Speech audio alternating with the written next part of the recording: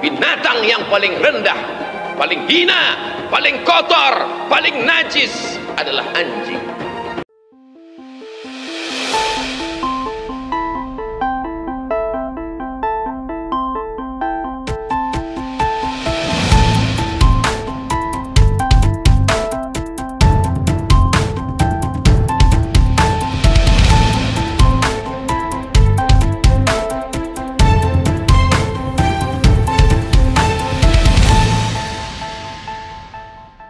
Haleluya, haleluya, shalom. Jumpa kembali dengan saya Om Agustan dalam channel kesayangan kita, ini Gereja YouTube. Ngomong, saya mengucapkan terima kasih kepada Bapak Ibu Saudara yang kekasih dalam Tuhan, yang sudah subscribe, yang sudah like, yang sudah share, yang sudah komen di channelnya Om Agustan. Tuhan memberkati kalian semua. Ya, saudaraku, tanpa kalian channel Gereja YouTube ini tidak bisa berkembang dengan baik. Banyak jiwa dimenangkan dan bertumbuh di channel Gereja YouTube ini, khususnya saya sendiri. Saya yang dulunya pengikut seberang, akhirnya menjadi pengikut Kristus. Saya yang dulunya penakut dan pemalu. Tapi di sini saya diajarin untuk berani tampil, untuk melayani Tuhan. Walau nggak kelihatan muka, tapi saya percaya saudara pasti akan diberkati dengan video-video yang sebentar lagi saya bagikan. Kok Syah jadi curhat ya? Oke, kali ini kita akan mendengarkan perdebatan yang seru dan sengit antara seorang Islam dan seorang Kristen. Dan dari pihak Kristen diwakili oleh seorang yang bernama Rudy Yohanes. Sepertinya ini seru. Mari kita lihat videonya. Nah, sebelumnya Bapak Ibu, saya mengajak kita untuk menonton ataupun melihat sebuah cuplikan video berikut ini. Kalimat yang paling tinggi adalah seruan azan. Binatang yang paling rendah, paling hina, paling kotor, paling najis adalah anjing. Lalu bagaimana mungkin bisa tersilap dan tersalah mengumpamakan azan dengan anjing? Saudaraku, bagaimana tanggapan kita melihat bagaimana reaksi Abdul Somad di dalam mengomentari Menteri Agama? Nah, yang ingin kita bahas pada video barusan Bapak Ibu, 3 poinnya khusus mengenai anjing, di mana Abdul Somad berkata binatang yang paling rendah itu adalah anjing, binatang yang paling hina anjing, binatang yang paling kotor, yang paling najis, itu anjing. Dia mengomentari Gus Yakut dengan penuh amarah, sampai-sampai anjing dikatakan binatang yang sangat hina, yang sangat rendah, binatang yang sangat najis. Jadi saya ingin katakan kepada Abdul Somad bahwa apakah beliau lupa atau beliau tidak membaca sejarah? Atau beliau pura-pura lupa, ataupun beliau tidak tahu bahwa anjing itu adalah bukan binatang yang hina, bukan satu binatang yang sangat menajiskan sebagaimana yang dia sampaikan barusan. Nah, kenapa saya katakan begitu? Karena di dalam Al-Quran itu digambarkan bahwa satu-satunya binatang yang masuk surga itu adalah anjing. Anjing di dalam surat Al-Kahfi, satu-satunya binatang yang dikatakan oleh Abdul Somad, anjing itu adalah binatang yang rendah, anjing itu binatang yang hina, anjing itu binatang yang najis. Itu tertulis dalam surah Al-Kahfi. Bagaimana setianya anjing di saat menemani sahabat Al-Kahfi. Nah, ketika sahabat itu lari ke sebuah gua, dikarenakan ada pemimpin yang zalim, ditemani oleh seekor anjing. Dan konon katanya anjing yang menemani sahabat yang lari ke gua tersebut adalah masuk surga. Bahkan digambarkan di dalam pelajaran mutolaah. Bahwa saya masih di pesantren saya belajar kitab mutolaah. Nah, di dalam kitab mutolaah itu, anjing digambarkan al-kalbun hayawanan aminan. Anjing itu satu-satunya binatang yang paling bisa dipercaya, aminan. Yang paling bisa dipercaya. Huwa yahrufu manadhilabal madorit. Dia bisa dipercayakan untuk menjaga rumah dan kebun Bapak Ibu. Nah, itu adalah anjing. Bukan onta. Bukan binatang-binatang yang lain, bukan. Tapi anjing. Paling setia. Bahkan kalau kita melihat sekarang, banyak sekali saudara-saudara kita umat Islam itu sudah mulai pelihara anjing. Kenapa? Mereka tahu, anjing ini binatang yang paling setia. Sahana setia. Paling enak diajak ngobrol dan paling dia memahami mengerti perasaan kita itu anjing. Sahana setia sampai digambarkan di dalam surah Al-Kahfi, satu-satunya binatang itu yang masuk surga anjing. Bahkan bukan itu saja digambarkan di dalam kitab Muttallah. Anjing paling setia. Nah, saya tidak menyoroti bagaimana Abdul Somad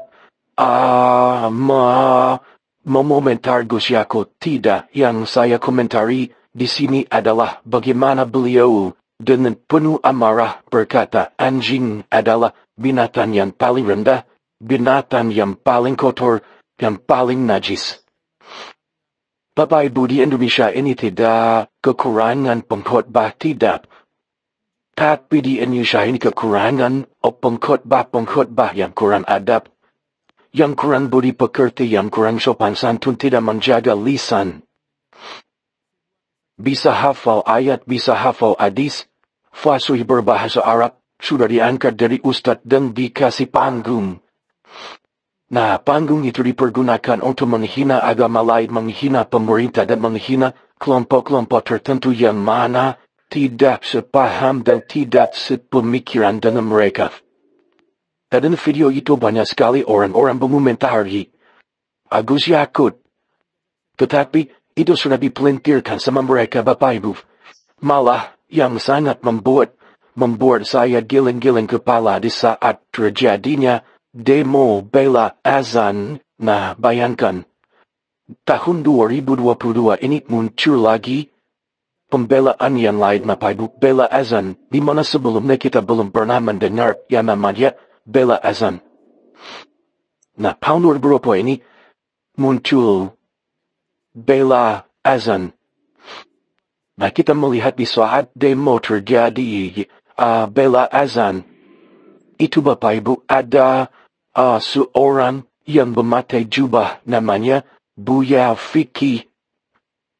Apa yang beliau lakukan? Salah di dalam melaksanakan gerakan sholat. Ini Buya lo Bapak Ibu. Dan beliau orang terpenting di sana ya. Bukan orang sembarangan. Tetapi bisa salah di dalam gerakan sholat. Nah, kalau kita bertanya terlalu jauh apakah tidak pernah sholat?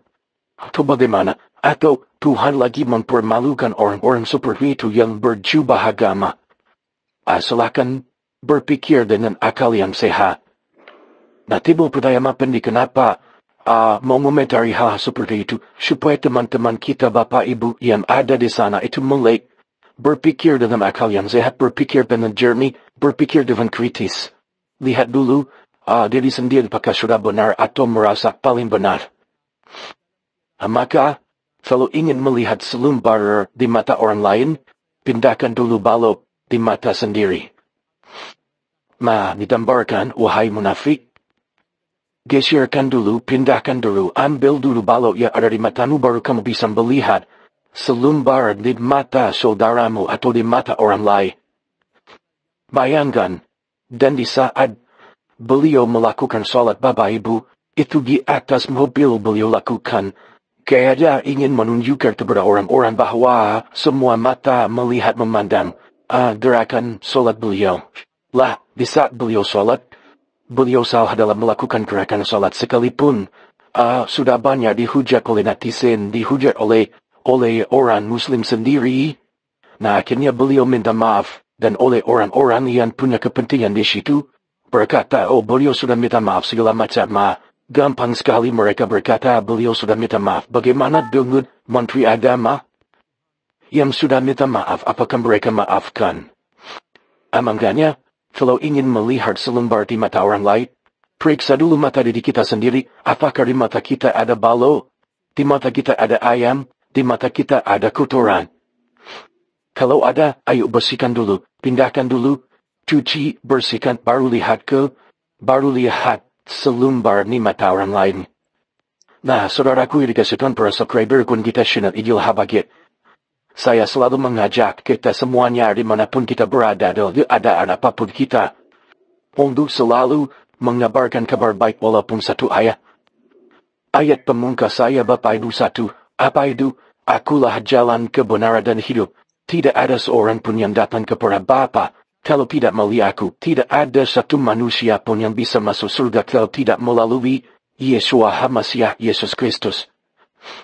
Boleh sukses, boleh banyak amal, boleh banyak kebaikan, boleh melakukan segala-gala hal yang baik, tetapi Tuhan masuk surga bukan karena itu. Masuk surga karena percaya dan beriman kepada Adonai Yeshua HaMashiach. Yohanes 14 ayat yang ke-6. Sebarkan satu hari, satu ayat, satu hari, satu firman Tuhan kepada orang-orang di sekitar kita Bapak Ibu, setidaknya tulis di media sosial.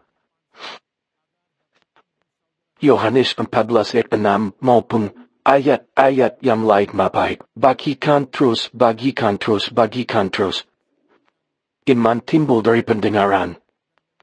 Pendengaran akan firman Tuhan yang mampu memberitakan dengan lisan, dengan mulut, dengan bibir lidah, beritakan. Supaya orang-orang di sekitar kita mendengar firman Tuhan. Karena iman timbul dari pendengaran. Yang mampu dengan lisan, dengan tulisan Bapak Ibu, yang mampu dengan tulisan, tulis di media sosial firman Tuhan. Ajak orang-orang untuk percaya kepada Adonai Yeshua HaMashiach. Jangan malu untuk memberitakan firman Tuhan, menulis firman Tuhan. Baik, Bapak Ibu ingat Tuhan, terima kasih. Shalom alaikum bishem abasia salam aki. Aku kabarkan Injil keselamatan. Bapa Yahweh bishem Adonai Yeshua HaMashiach. Ruach Kudus memberkati kita semua. Haleluya. Amin. Saya selalu berdoa kepada Tuhan untuk para pelajar agar diberikan kelancaran, diberikan hal-hal yang baik, diberikan umur panjang, diberikan kesehatan, diberikan kesuksesan, diberikan sukacita yang melimpah di dalam kehidupan saudara. Selalu sehat, selalu kuat, dan selalu sukacita. Oke, bye. Itulah tadi videonya, saudara. Keselamatan yang benar, karena itu harus lebih teliti, kita memperhatikan apa yang telah kita dengar, supaya kita jangan hanyut di bawah arus. Sebab kalau firman yang dikatakan dengan perantaraan malaikat, malaikat tetap berlaku, dan setiap pelanggaran dan ketidaktaatan mendapat balasannya yang setimpal, di manakah kita akan luput jikalau kita menyia-nyiakan keselamatan yang sebesar itu, yang mula-mula diberitakan oleh Tuhan, dan oleh mereka yang telah mendengarkannya kepada kita, yang tanda-anda dan karunia Roh Kudus yang dibagikannya menurut kehendaknya. Puji nama Tuhan, demikianlah kesaksian yang sudah kita dengarkan bersama, dan juga firman Tuhan yang kita dengarkan bersama. Kiranya kesaksian dan juga firman yang kita dengarkan bersama ini dapat memberkati saudara dan saya dimanapun kita berada, dan memberkati akan setiap pergumulan hidup kita. Baik pergumulan dalam rumah tangga, pergumulan dalam keluarga, pergumulan pekerjaan, dan juga pendidikan, serta juga anak-anak. Kiranya Tuhan Yesus terus memberkati, dan terima kasih buat semuanya yang sudah setia dukung dan juga support channel ini. Tuhan Yesus terus memberkati kalian semua.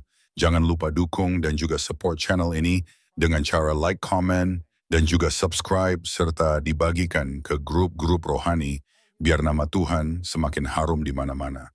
Dan jiwa-jiwa diselamatkan oleh Tuhan Yesus ya. Sekian dan terima kasih. Tuhan Yesus memberkati kita semua. Shalom, sampai jumpa.